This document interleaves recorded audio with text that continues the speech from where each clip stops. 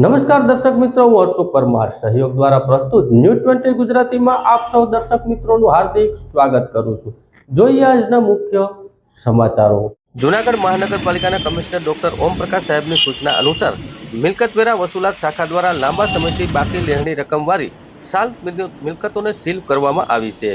15 લાખની વસૂલાત કરવામાં આવી છે અને 131 મિલકતને ટાંચમાં લેવામાં આવી છે।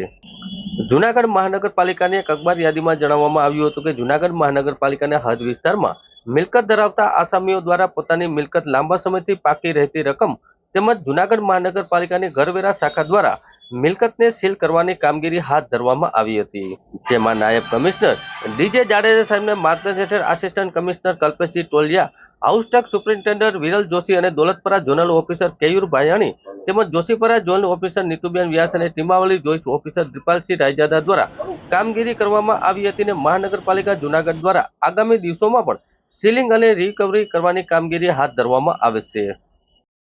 જૂનાગઢ જિલ્લા ભાજપ કાર્યાલય ખાતે પૂર્વ સાંસદ મોહનભાઈ કુંડારિયાની ઉપસ્થિતિમાં મુખ્ય હોદ્દેદારો અને આગેવાનોની ઉપસ્થિતિમાં પ્રદેશ પાર્લામેન્ટ બોર્ડ દ્વારા જૂનાગઢ જિલ્લા ભાજપ પ્રમુખ તરીકે ચંદુભાઈ મકવાણાની નામની જાહેરાત કરવામાં આવી હતી। વાત કરવામાં આવે તો ચંદુભાઈ મકવાણાએ જૂનાગઢ જિલ્લા ભાજપ તરીકે નિમણૂક થતા જિલ્લા ભાજપ કાર્યાલય પર ઉપસ્થિત તમામ ભાજપના આગેવાનોએ શુભેચ્છા સાથે અભિનંદન આપી ફુલહાર કરીને વધાવ્યા હતા। જોકે ચંદુભાઈ મકવાણા વર્ષો સુધી ભાજપ સાથે સંકળાયેલા છે અને પાર્ટી સાથે વફાદારપૂર્વક કામગીરી કરીને તે બદલ ભારતીય જનતા પાર્ટી પર વિશ્વાસ મૂકીને જિલ્લા ભાજપ પ્રમુખ તરીકેનો તાજ પહેરાવ્યો છે। જ્યારે પૂર્વ જિલ્લા પ્રમુખ કિરીટભાઈ પટેલ છેલ્લા 10 વર્ષથી જિલ્લા ભાજપ પ્રમુખ તરીકે કાર્યભાર સંભાળતા હતા, ત્યારે ભાજપ પાર્ટી દ્વારા બનાવવામાં આવેલા નિયમ મુજબનો રિપોર્ટ થિયરીને લીધે નવનિયુક્ત પ્રમુખ તરીકે ચંદુભાઈ મકવાણાની નિમણૂક થતા જિલ્લા ભાજપ આગેવાનોના કાર્યક્રમમાં ખુશીનો માહોલ જોવા મળી રહ્યો હતો। જૂનાગઢ શહેર ભાજપના પ્રમુખ તરીકે ગૌરવ રૂપાલિયાની નિમણૂક કરવામાં આવી। જૂનાગઢ શહેરના કમલમ ભાજપ કાર્યાલય ખાતે પૂર્વ કેન્દ્રીય મંત્રી મોહનભાઈ કુંડારિયાની ઉપસ્થિતિમાં શહેરના પૂર્વ પ્રમુખ સહિત ભાજપના આગેવાનો ઉપસ્થિત રહ્યા હતા અને પ્રદેશ પાર્લામેન્ટની બોર્ડ દ્વારા જૂનાગઢ મહાનગર શહેરના ભાજપ પ્રમુખ તરીકે ગૌરવ રૂપાલિયા નામની જાહેરાત કરવામાં આવી હતી। ભારતીય જનતા પાર્ટીમાં જાણીતા સંકળાયેલા નવનિયુક્ત પ્રમુખ ગૌરવ રૂપાલિયાની પસંદગી કરવામાં આવી હતી, ત્યારે લોહાણા મહાજન સમાજમાંથી નવા ચહેરાની પસંદગી કરાઈ છે અને આ શહેર ભાજપ પ્રમુખ કાર્યાલય ખાતેના હોદ્દેદારોની અધ્યક્ષતામાં નિમણૂક કરવામાં આવી હતી।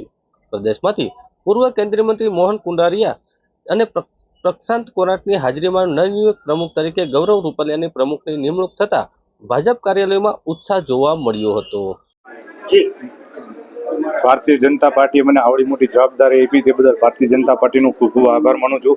સાથે સાથે ગુજરાતના પનોતા પુત્ર નરેન્દ્રભાઈ મોદી, અમિતભાઈ શાહ, જેપી નડ્ડા સાહેબ, ભૂપેન્દ્રભાઈ પટેલ અને CR પાટીલનો પણ ખૂબ ખૂબ આભાર માનું છું અને જૂનાગઢના જે અધૂરા કામ છે એ ઝડપથી વિકાસ કરશું અને સાથે સાથે જૂનાગઢને નવી ઊંચાઈ પર લઈ જશું। યશસ્વી વડાપ્રધાન શ્રી નરેન્દ્ર મોદી સાહેબ, દેશના ગૃહમંત્રી અમિત શાહ સાહેબ, જેપી નડ્ડા સાહેબ, ગુજરાતના મુખ્યમંત્રી શ્રી ભૂપેન્દ્ર પટેલ સાહેબ, CR પાટીલ સાહેબ, આપણા જૂનાગઢના લોકલાડીલા ધારાસભ્ય શ્રી સંજયભાઈ, લોકલાડીલા સંસદ સભ્ય રાજેશભાઈ, જૂનાગઢના પ્રભારી શ્રી મુકેશભાઈ, સમગ્ર જૂનાગઢ મહાનગર શહેરની ટીમ અને જે મારા ઉપર આ કલશ ઢોળવામાં આવ્યો છે એ ભારતીય જનતા પાર્ટીના ડેપ્યુટી મેયર તરીકે જે મને પસંદગી કરવામાં આવી છે, જૂનાગઢના સારામાં સારા કાર્ય અને પ્રજાલક્ષી કાર્ય કરશું અને છેવાડાના માનવીનું કાર્ય કરી આપશું એવી મારી ખાતરી છે। હું ગ્રેજ્યુએટ કરેલ છે, મારી 23 વર્ષની ઉંમર છે, 25 વર્ષ મારા ફાધર હતા, 15 વર્ષ મારા કાકા હતા અને 9મી ટર્મ મારી આવેલ છે જે ભારતીય જનતા પાર્ટીએ પસંદગી કરેલ છે અને ભારતીય જનતા પાર્ટીએ 2009માં મારા ફાધરને ડેપ્યુટી મેયર બનાવ્યા હતા અને 2025માં પ્રથમ વખત હું જયારે ચૂંટણી આવેલું છું ત્યારે પાર્ટીએ મારી ઉપર વિશ્વાસ રાખી ડેપ્યુટી મેયર તરીકે જે કળશ માર્ગ ઢોળવામાં આવ્યો છે તે પ્રજાના સારા કાર્ય કરી અને જૂનાગઢ મહાનગરને સારામાં સારું મહાનગર બનાવશું એમાં ખાતરી આપું છું। આજે કોર્પોરેશનનું ચૂંટણી પછીનું પ્રથમ બોર્ડ મળ્યું જેમાં mayor, deputy mayor, standing chairman આની નિમણૂકો કરવામાં આવી, જેમાં આજે પાર્ટીએ મારી ઉપર વિશ્વાસ મૂકી અને એક મહિલાને આ સ્ટેન્ડિંગ કમિટીના ચેરપર્સનની એક જવાબદારી આપી છે। ત્યારે પાર્ટીના શીર્ષસ્થ નેતૃત્વ અમારા આદરણીય વડાપ્રધાન શ્રી નરેન્દ્રભાઈ મોદી, અમારા મુખ્યમંત્રી, આપણા મુખ્યમંત્રી શ્રી ભૂપેન્દ્રભાઈ પટેલ, આપણા ભારતીય જનતા પાર્ટીના પ્રદેશના અધ્યક્ષ CR પાટીલ સાહેબ, સંગઠન મહામંત્રી આદરણીય શ્રી રત્નાકરજી, પ્રદેશ મહામંત્રી શ્રી રજનીભાઈ પટેલ, શ્રી વિનોદભાઈ ચાવડા તેમજ પ્રદેશનું શીર્ષસ્થ નેતૃત્વ તથા જૂનાગઢના પ્રમુખ શ્રી પુનિતભાઈ શર્મા, અમારા વડીલ આદરણીય પ્રદીપભાઈ, આદરણીય નિર્ભયભાઈ તેમજ પાર્ટીના અનેક વડીલો કે જેમના આશીર્વાદથી આજે મને એમણે એક મારામાં વિશ્વાસ પ્રગટ કર્યો અને મને આ સ્ટેન્ડિંગ કમિટીના ચેરમેનની જૂનાગઢમાં પ્રથમ વખત એક મહિલાની પસંદગી કરી છે અને એ પસંદગી મારી ઉપર ઢોળાય છે ત્યારે હું ખૂબ ધન્યતા અનુભવું છું. અને આગામી દિવસોમાં જૂનાગઢના વિકાસની ગાડી આગળ ચાલી જ રહી છે. જેમ કે નરસિંહ સરોવર તમે જોઈ શકો છો, વાઘેશ્વરી તળાવ જોઈ શકો છો અને જે કંઈ પણ વિકાસના કામો તબક્કાવાર થઈ રહ્યા છે જૂનાગઢની અંદર, એની અંદર આપણા સ્વપ્નનું જૂનાગઢ અને એમાં જૂનાગઢનો વિકાસ એ પ્રત્યેક કોર્પોરેટરોને સાથે રાખીને શહેરના જે જેન્ટ્રીઓ છે અને શહેરના જે સામાન્ય માનવીઓ અને શહેરના લોકો છે એમના સૂચન મુજબ આપણા જૂનાગઢનો વિકાસ છે કરીશું અને એ રીતે જૂનાગઢના વિકાસને આગળ વધારીશું. એ જ અમારી નેમ છે.